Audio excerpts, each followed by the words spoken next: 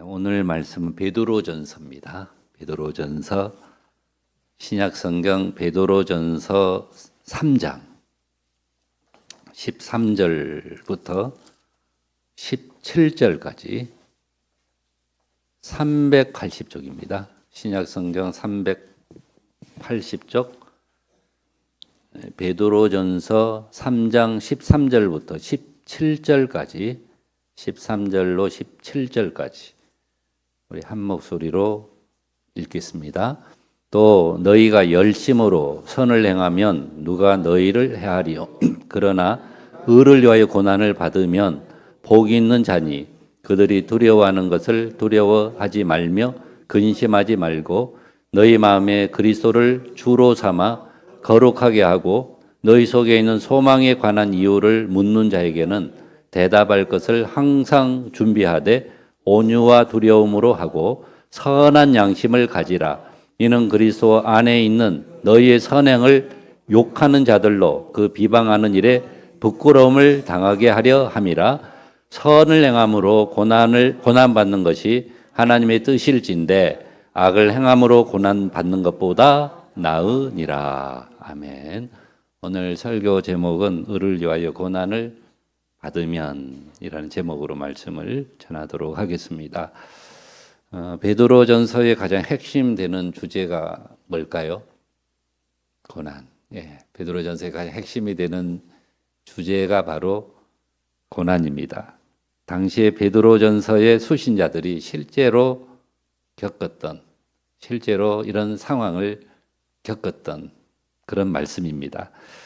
그래서 그들은 세상 속에서 엄청난 핍박을 당하고 있었습니다. 여기에서 말하는 고난은 가정이 아닙니다.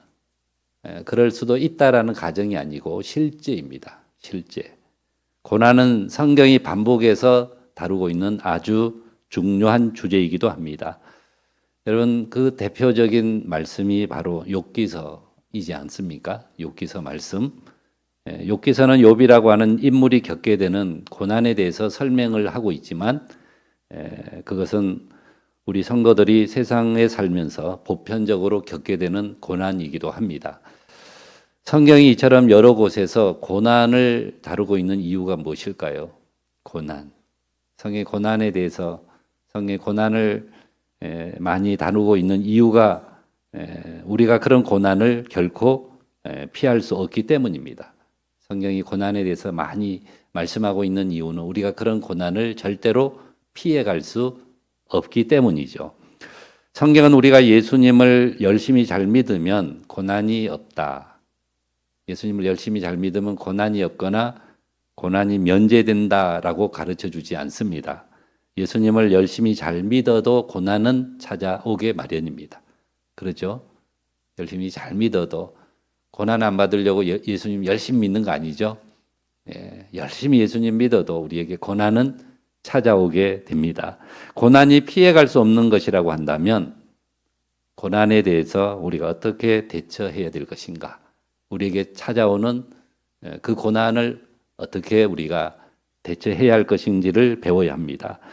이 고난은 누구에게나 있는 것이지만 그런 고난에 임하는 사람들의 자세에 따라서 결과는 얼마든지 달라지죠. 크게 달라집니다. 그렇다면 오늘 본문은 우리가 고난을 당할 때에 어떻게 대처하라고 말씀합니까? 우리가 고난을 당할 때, 고난을 겪고 있을 때 그 고난에 어떻게 대처하라고 말씀합니까? 오늘 본문은 특별히 고난을 대하는 내면의 자세, 우리 마음의 자세, 내면의 자세에 대해서 우리에게 교훈해 주고 있는 말씀입니다. 2차 세계대전이 종전된 이후에 연합군들이 독일로 들어갔습니다. 그들이 독일에 있는 가스실에 들어갔을 때에 한 병사가 이런 외마디 비명을 질렀습니다. This is hell. This is hell. 뭡니까? 이곳이 바로 지옥이다. 이곳은 지옥이다. 이렇게 외쳤다고 합니다. 그리고 다른 방에 들어갔을 때에 그가 한 벽을 가리키면서 또 이렇게 외쳤습니다. This is unbelievable. 무슨 말이죠? 이것은 믿을 수가 없다. 믿을 수가 없다. 여러분, 그 벽에 이렇게 기록이 되어 있었다고 합니다. 그 벽에. 이것은 지옥이다 라고 했는데 또 다른 벽에 보니까 이것은 우리가 믿을 수가 없다. 뭐라고 거기에 기록되어 있었냐 하면 God is good 이렇게 되어 있더랍니다. God is good. 하나님은 좋은 분이시다. 하나님은 좋으신 분이시다. 또는 God is love 이렇게 되어 있더랍니다. God is love. 하나님은 사랑이시다. 예, 그런 지옥과 같은 생활을 하면서도 하나님에 대해서는 하나님은 좋으신 분, 하나님은 사랑이시다. 이렇게 찬송을 하고 고백을 했다는 거죠. 그들은 최악의 상황에서도 자신들이 경험한 하나님의 선하심을 찬양했다는 겁니다. 그들은 지금 우리가 겪고 있는 것보다 훨씬 더 큰 고통을 겪은 사람들입니다. 그런데 그런 상황에서 자신들의 처지와 상황을 신세를 한탄하고 하나님을 원망하고 저주하는 사람들이 있는가 하면 끝까지 희망의 끈을 놓지 않고 오히려 하나님을 찬송하는 사람들이 있습니다. 그러면 여러분 이 둘 사이에는 어떤 차이가 있을까요? 어떤 사람들은 자신의 신세를 한탄하면서 하나님을 원망하고 저주하는 사람이 있는데 또 어떤 사람들은 끝까지 희망의 끈을 놓지 않고 그런 상황에서도 오히려 하나님을 찬송하는 사람들이 있습니다. 여러분 이 둘 사이에 어떤 차이가 있을까요? 단순히 환경이나 여건의 차이는 아닌 것 같습니다. 어떤 환경 때문에 어떤 여건 때문에 그랬던 건 아닌 것 같습니다. 이 둘 사이에 차이가 있다면 그건 바로 내면, 즉 마음의 자세라고 할 수가 있습니다. 내가 어떤 마음의 자세를 가지고 고난에 대처했느냐 하는 차이에 있다라는 거죠. 그렇다면 우리도 고난을 당할 때, 저와 여러분도 고난을 당할 때 어떤 자세로 그 고난에 임해야 될까요? 우리의 고난이 찾아오면 그 고난에 어떻게 우리가 임해야 됩니까? 먼저는 우리가 의를 위해 고난을 당할 때에 두려워하지 말라라고 했습니다. 고난을 당할 때에 두려워하지 말라라고 했습니다. 그럼 보통의 경우에는 어려움이 생기면 당황하게 되죠. 우리에게 고난이 오고 어려움이 생기면 굉장히 당황하게 되는데 성도인 우리는 절대로 그런 식으로 반응하지 말라는 겁니다. 성도들은 그렇게 반응하지 말라는 거죠. 오늘 14절에 보시면 그러나 의를 위하여 고난을 받으면 복 있는 자니라고 했습니다. 의를 위하여 고난을 받게 되는, 의를 위해 살아도 우리가 고난을 받게 되는데 의를 위해 고난을 받으면 그 사람은 복 있는 자다. 고난을 받는 것이 오히려 복이다라고 말씀하고 있습니다. 여러분 고난을 당하는 것이 어떻게 복이 될 수 있어요? 고난을 당하는 게 어떻게 복입니까? 그게 어떻게 복이라고 말할 수가 있습니까? 그런데 성경은 그렇게 말씀하고 있습니다. 고난을 당하는 그것이 우리에게 복이다라고 성경이 말씀하고 있죠. 그러면 성경에서 말씀하고 있는 복이 도대체 무엇입니까? 우리가 13절에 보시면 13절 말씀에 보시면 또 너희가 열심으로 선을 행하면 누가 너희를 헤아리요라고 하는 말씀이 나오죠. 이 말씀은 마치 아주 순진하고 착한 사람이 하는 말처럼 생각이 되죠. 예, 한번 잘 보십시오. 너희가 열심으로 선을 행하면 누가 너희를 헤아리요 그랬죠. 아주 순진하고 착한 사람이 하는 말처럼 들리지 않습니까? 예, 세상이 어떤 곳입니까? 세상이 어떤 곳인데 열심히 선을 행하면 해롭게 할 사람이 없다라고 말할 수 있는가? 과연 그렇게 말할 수 있는가라는 의구심이 생깁니다. 오늘날 세상이 어떤 곳입니까? 우리가 열심히 선을 행하면 오히려 우습게 보고 무시하는 것. 우습게 보고 무시하는 것이 오늘 우리가 살고 있는 세상의 모습입니다. 그러면 하나님께서 세상의 물정을 잘 몰라서 이런 순진하면서도 원칙적인 말씀을 하셨을까요? 이런 순진하면서도 이런 원칙적인 말씀을 하나님이 세상 물정을 세상이 어떤 곳인가를 몰라서 그렇게 말씀하셨겠습니까? 절대로 그렇지 않다는 겁니다. 여러분 하나님은 우리의 삶을 꿰뚫어 보시는 분이십니다. 우리의 삶을 꿰뚫어 보시면서 우리에게 가장 맞는 말씀을 해주신다는 거죠. 가장 적절한 말씀을 우리에게 해주셨다는 겁니다. 우리가 문자적으로 보면 우리가 13절에 나오는 질문에 대한 답은 어떻게 해야 맞아요? 절대로 그런 사람은 없다. 그런 사람은 아무도 없다라고 대답하는 것이 맞습니다. 여러분 잘 보십시오. 너희가 열심으로 선을 행하면 누가 너희를 헤아리요. 헤아리요. 아무도 해할 수 없게 됩니까? 그런 사람은 아무도 없다라고 대답하는 것이 맞습니다.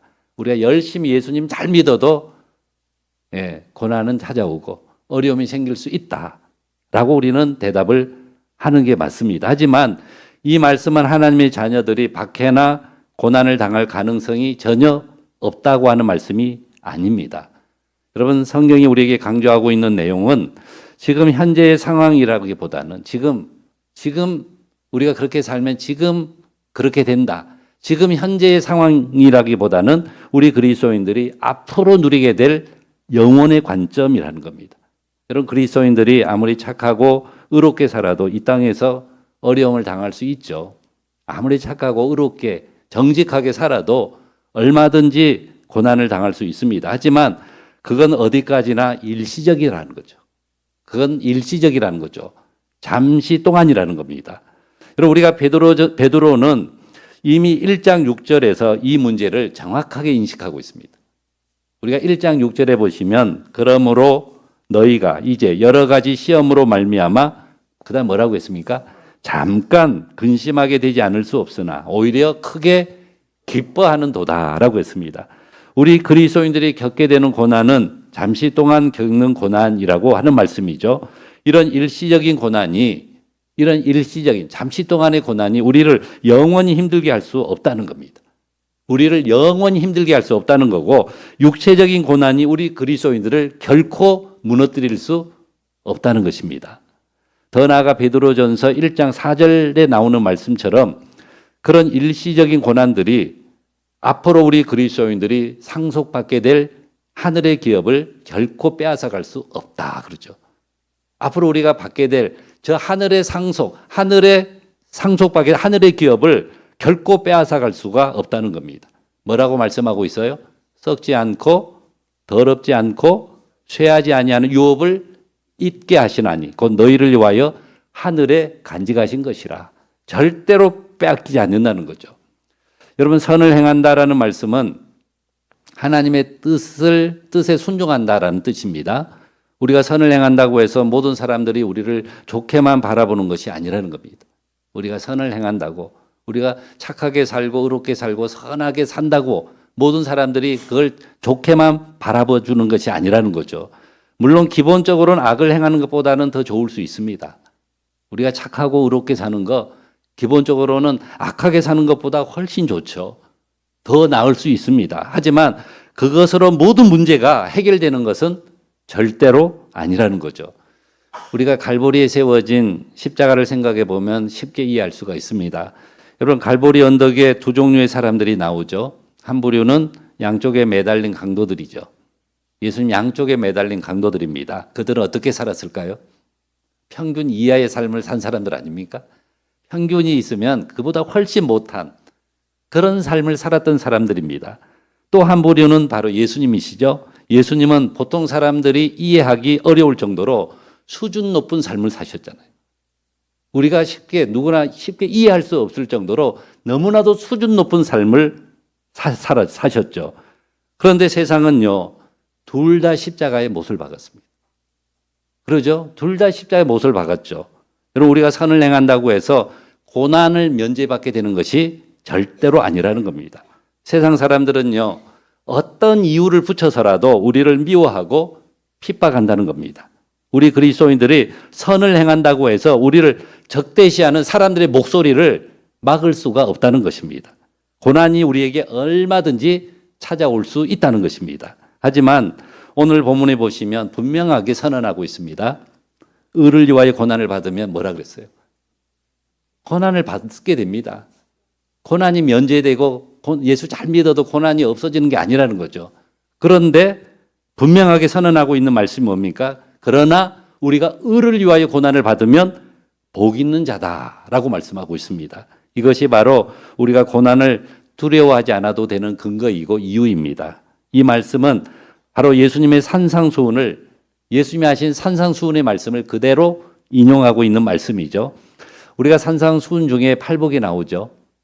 마태복음 8장에 보면 팔복의 말씀이 5장입니까? 5장에 보면 팔복이 나오는데 복이 있도다라는 내용으로 시작이 됩니다. 심령이 가난한 자가 복이 있고, 그러죠?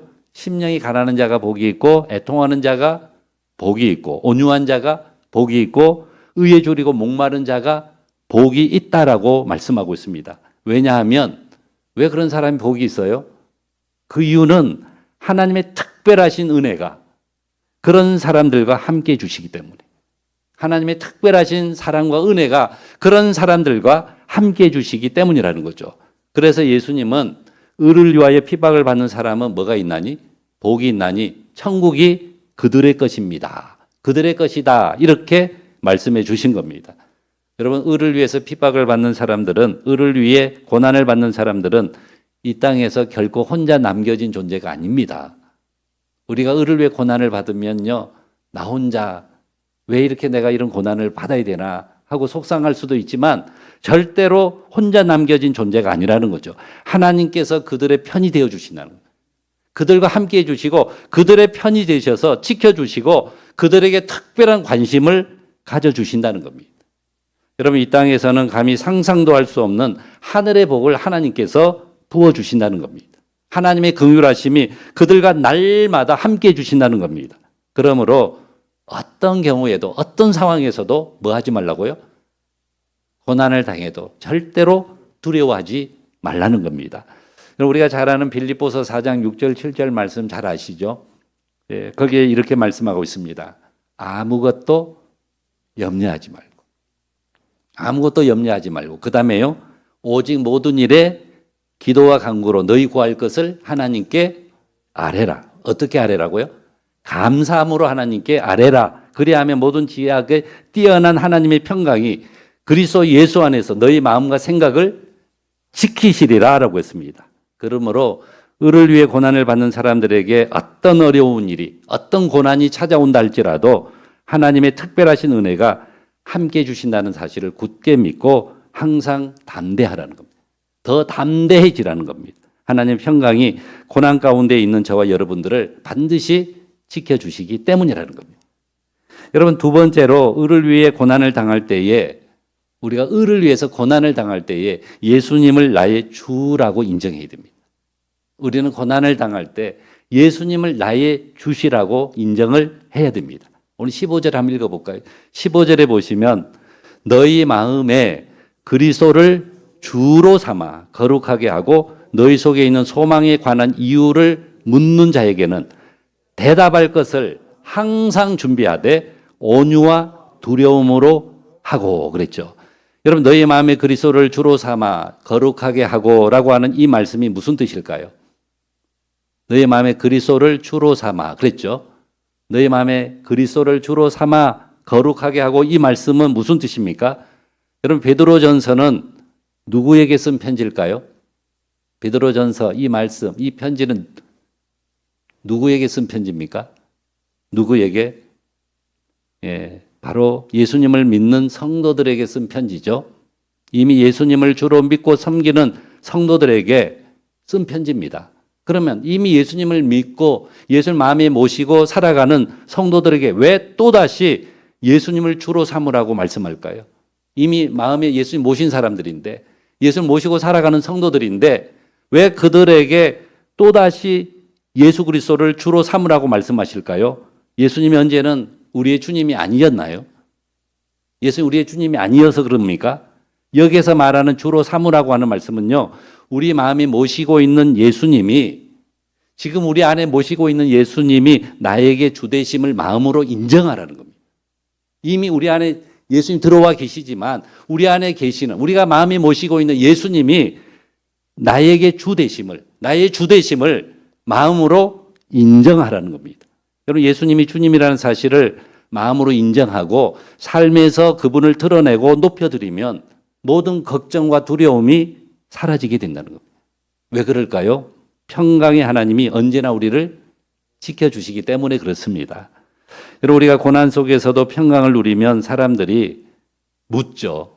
우리가 고난 속에서도 우리가 평강을 누리고, 고난 속에서 우리가 평강을 누리고 아무렇지도 않게 살아가면요, 사람들이 고난 속에서도 소망을 품고 살아가는 비결이 도대체 무엇입니까? 어떻게 그렇게 살 수 있습니까? 나도 좀 그게 궁금한데 나한테도 그걸 좀 알려달라고 우리에게 물어볼 겁니다. 그럴 때 성경은 그들에게 대답할 말을 어떻게 하라고 그랬어요? 항상 준비하고 있으라고 말씀하죠.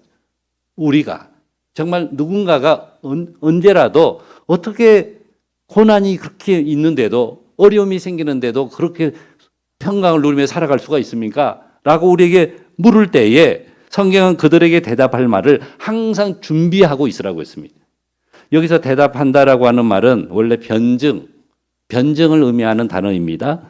이것은 좋은 의미에서 물어보는 질문일 뿐만 아니라 좋은 뜻에서 좋은 의미에서 물어보는 질문일 수도 있고요.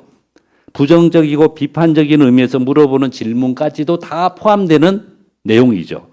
바로 이런 여러 상황에서 변증할 수 있는, 그들에게 대답할 수 있는 말을, 그들에게 대답해 줄 수 있는 내용을 항상 준비하고 있으라고 하는 말씀이죠. 여러분, 예수님을 나의 주라고 인정하는 것이 내면적인 부분이라고 한다면, 우리 내면에서 예수님 나의 주라고 이렇게 인정하는 것, 그건 우리 내면적인 부분이라고 한다면, 소망에 대한 이유를 설명해 주는 것은요, 외적인 부분입니다. 우리가 예수님을 나의 주라고 마음에서 인정하죠. 이건 우리 내면에서 일어나는 부분이죠. 그러나 누군가에게 그 소망에 관해서 말해주는 것은요, 외적인 부분이라는 거죠. 예를 들면 우리 얼굴이 환하게 웃고 있으면 그것은 곧 우리가 소망을 가진 사람처럼 보일 수 있겠죠. 우리가 찡그리고 있으면 어때요? 얼굴을 찡그리고 있으면 다른 사람들이 세상 사람들 보면서 소망을 가진 사람처럼 볼까요? 절대 그럴 수 없죠. 우리가 활짝 웃고 있으면 지금 막 죽을 지경이고 너무너무 어려운데 힘든데, 그런데 우리가 얼굴을 환하게 웃고 있으면 세상 사람들이 보고 우리를 어떤 사람으로 봐요? 소망을 가진 사람으로 볼 수밖에 없다는 거죠. 그런 사람으로 보여진다는 겁니다. 그러므로 우리가 예수님을 증거하기 위해서는 먼저 마음으로 예수님을 주라고 인정해야 됩니다. 예수님을 주라고 마음으로 인정해야 되고, 그 다음에는 더 확실하게 저 사람들에게 대답할 수 있어야 됩니다. 더 확실하게 대답할 수 있어야 됩니다. 예수님을 그리스도라고 증거하는 것이 아예 우리의 삶이 되어야 되고 우리의 생활이 되어야 한다는 거죠. 여러분, 성경은 때를 얻든 못 얻든지 복음을 전하라 그랬죠. 그러므로 우리는 어떤 상황에서도 삶의 이유가 되어주시는 예수님을 증거하는 삶을 살아가야 됩니다. 예수님을 드러내는 삶을 살아가야 됩니다. 그러면 대답할 것을 어떻게 준비하라고 했어요? 오늘 말씀에 우리가 대답할 것을 어떻게 준비하라고 했습니까? 15절 마지막 부분에 보면 온유와 두려움으로 하라 그랬죠. 이것은 증거하는 내용보다 마음의 자세를 지적하고 있는 말씀이죠. 온유와 두려움으로 하라 그랬습니다. 그럼 온유와 두려움이 뭡니까? 온유와 두려움으로 하라 그랬습니다. 대답할 말을 온유와 두려움으로 항상 준비하고 있으라 그랬죠. 여러분, 먼저 온유는 성경에 보면 여러 가지 의미로 번역이 되는데요. 기본적으로 온유는 절제된 부드러움을 의미하는 단어입니다. 부드러움. 온유하다 그러면 참 부드러운 사람이다. 절제된 부드러움을 의미하는 단어죠. 낮은 자리에서 상대방을 항상 부드럽게 대해주는 것을 의미합니다. 그래서 어떤 경우에는 온유를 겸손이라고 번역을 하기도 합니다. 또한 두려움은 하나님께 사용될 때는 경외심을 나타내는 거죠. 두려움은 하나님께 사용될 때는 경외심을 의미하고 사람에게 사용될 때는 존경심을 의미하는 내용입니다. 우리는 하나님을 경외하면서 동시에 사람들을 존경하는 마음으로 대하라는 뜻입니다. 이것이 우리가 복음을 증거함에 있어서 정말로 중요하다는 거예요. 굉장히 중요하다는 뜻입니다. 우리가 소망 중에 살아가고 있는 이유를 설명해 보라고 물어보는 사람들에게 항상 겸손한 자세로 대답해 주라는 겁니다. 여러분, 사람들은요, 날카로운 논증에 굴복하는 게 아닙니다. 우리는 막 논쟁하려고 그랬죠. 그러나 날카로운 논증에 굴복하는 것이 아니라 따뜻하고 겸손한 태도에 굴복하게 되는 겁니다. 근데 실제로 우리가 전도를 해보면요, 전도를 하다 보면 그런 경험들을 많이 하게 되죠. 전도를 하다가 괜히 논쟁을 벌이거나 싸울 때가 있습니다. 그럴 때 우리가 논쟁에서 이기면 그들이 굴복할까요? 그들과의 논쟁에서 우리가 이기면 그 사람이 굴복하고 예수님을 믿게 될 거라고 생각하지만 절대로 그렇지 않다는 겁니다. 우리가 그들을 논쟁에서 말로 우리가 따져서 이기면 그들이 우리의 전하는 복음에 굴복할 것 같지만 예수님을 믿게 될 거라고 생각하지만 절대로 그렇지 않다는 거죠. 오히려 그 반대죠. 전도의 문이 막히게 된다는 겁니다. 내가 논쟁에서 이기면 상대방이 굴복할 것 같지만 오히려 논쟁에서 졌기 때문에 자존심이 상해서라도 예수님을 절대로 믿지를 않는다는 겁니다. 하지만 영혼에 대한 깊은 사랑을 가지고 그 영혼에 대한 깊은 사랑을 가지고 겸손한 자세로 상대방을 부드럽게 대해주고 따뜻하게 위로해주면 오히려 그 영혼이 굴복하게 된다는 겁니다. 여러분, 말의 내용도 중요하지만 우리의 태도가 더 중요하다는 겁니다. 말의 내용도 중요하지만 우리의 삶의 태도가 너무나도 중요하다는 거죠. 항상 절제되고 겸손한 태도로 진심으로 그리고 영혼을 사랑하는 마음으로 복음을 전할 때에 저들의 영혼이 사르르 녹아지게 되는 겁니다. 물론 우리가 고난을 당하는 것 정말로 힘든 일이죠. 고난을 안 당하면 더 좋죠. 고난을 당한다는 것은 굉장히 힘든 일입니다. 하지만 여러분, 고난이 없었다면 하지 못했을 일을 우리는 하게 되죠.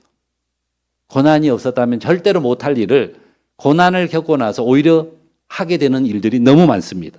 고난 속에서도 소망을 잃지 않고 살아가는 삶을 통해서 오히려 예수님이 내 삶의 주인이심을 더 확실하게 증거할 수가 있습니다.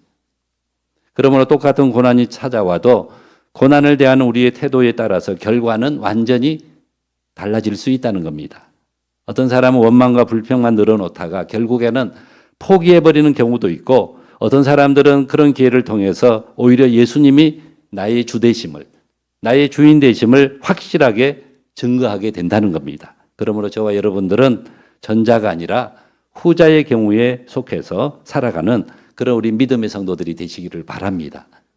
여러분, 세 번째로 우리가 의를 위해 고난을 당해도 선한 양심을 절대로 잃어버리지 않아야 됩니다. 우리가 16절 말씀 한번 읽어볼까요? 16절 말씀입니다. 선한 양심을 가지라. 이는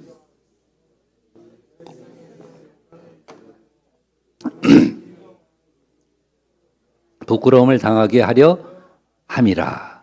여러분, 베드로는 선한 양심을 가지라고 권면하고 있죠.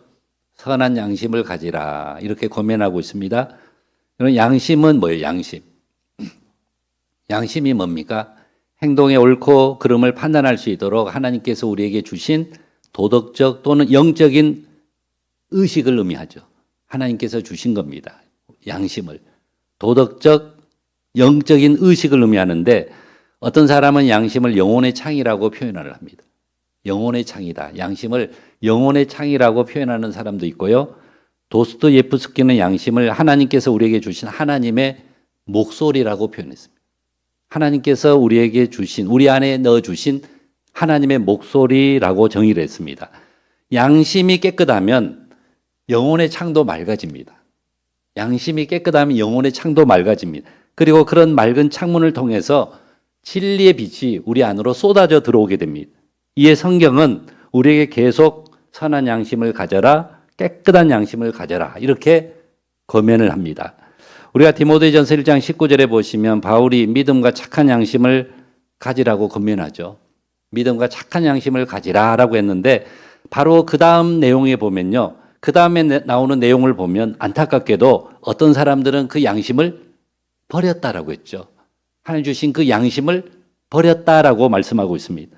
우리에게 착한 양심을 가지라고 자주 성경이 권면하죠. 착한 양심을 가지라고 자주 권면했다라는 것은 양심이 그만큼 중요하다는 겁니다. 양심이 그만큼 중요하다는 뜻이고 중요하면서도 그만큼 지켜내기가 힘들다는 뜻이기도 합니다. 우리의 양심이 참으로 쉽게 약해지고 또 우리의 양심이 쉽게 더러워진다는 거죠. 고린도전서 8장 7절 말씀에 보시면 우리의 양심이 약해질 수 있다라고 말씀합니다. 양심이 약해질 수 있다라고 했고 디도서 1장 15절에서는 우리의 양심이 더러워질 수 있다 이렇게 말씀하고 있습니다. 그러면 우리의 양심이 언제 더러워질까요? 우리 양심이 더러워지면 안 되는데 언제 더러워질까요? 사람들은 위기에 처하면요 양심의 소리를 잘 안 듣게 되죠.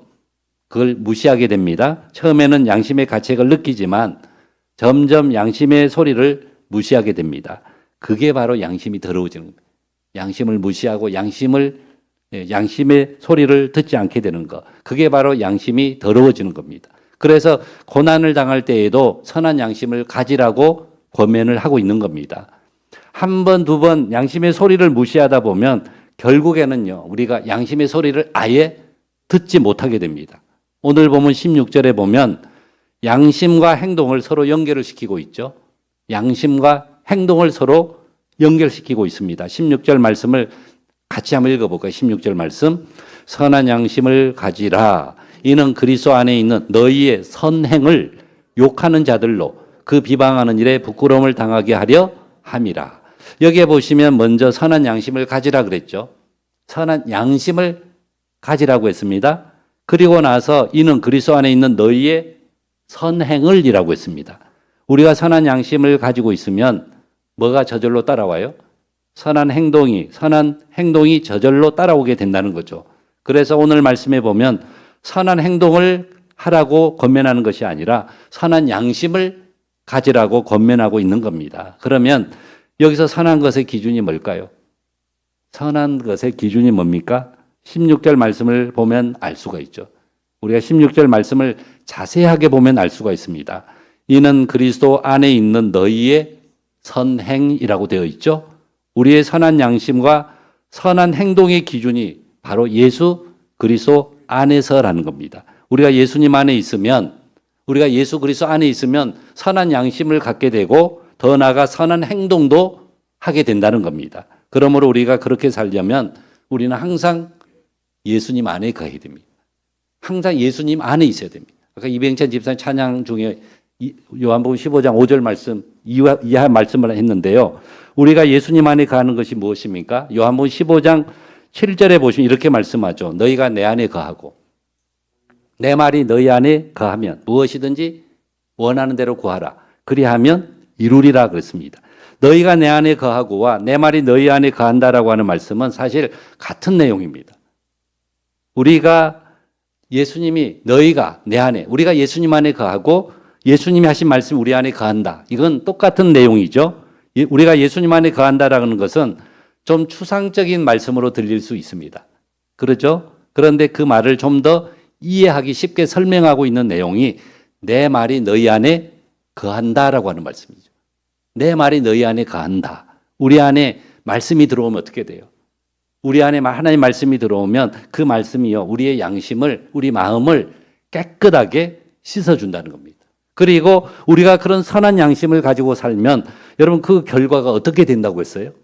우리가 깨끗한 마음, 선한 양심을 가지고 살면 그 결과가 어떻게 됩니까? 오늘 말씀해 보시면 우리를 욕하는 사람들이 오히려 부끄러움을 당하게 된다라고 했습니다. 왜냐하면 그들의 비방하는 말이 금방 거짓말로 드러나기 때문입니다. 그리고 그들의 거짓이 당장 드러나지 않아도 괜찮습니다. 여러분 그 이유가 17절 말씀에 나오죠. 17절 말씀도 한번 읽어볼까요? 같이 읽겠습니다. 선을 행함으로 고난받는 것이 하나님의 뜻일진데 악을 행함으로 고난받는 것보다 나으니라. 선을 행함으로 고난받는 것이 누구의 뜻이라고요? 하나님의 뜻인데 악을 행하면서 악을 행하는 것 때문에 고난받는 것보다 나으니라 그랬죠. 여기서 하나님의 뜻이라고 했는데 하나님께서 우리에게 그것을 요구하신다는 뜻입니다. 만약에 하나님이 이런 고난을 저에게 요구하신다면 저는 그 고난을 기꺼이 받겠습니다. 그래야 됩니다. 그게 하나님의 뜻이라면, 그렇게 되는 것이 하나님의 뜻이라고 한다면 그 고난을 저에게 하나님이 요구하신 것이라면 저는 그 고난을 기꺼이 받겠습니다. 만약 이 고난이 하나님의 뜻이라면 저는 이 고난을 달게 받겠습니다. 항상 이런 자세로 살아가라고 하는 그런 말씀입니다. 우리가 왜 그런 자세를 가져야 합니까? 결국에는 하나님께서 합력해서 선을 이루시기 때문입니다. 이에 우리가 선을 행하다가 고난을 받는 것이 악을 행하다가 고난을 받는 것보다 더 낫다라고 말씀하고 있는 겁니다.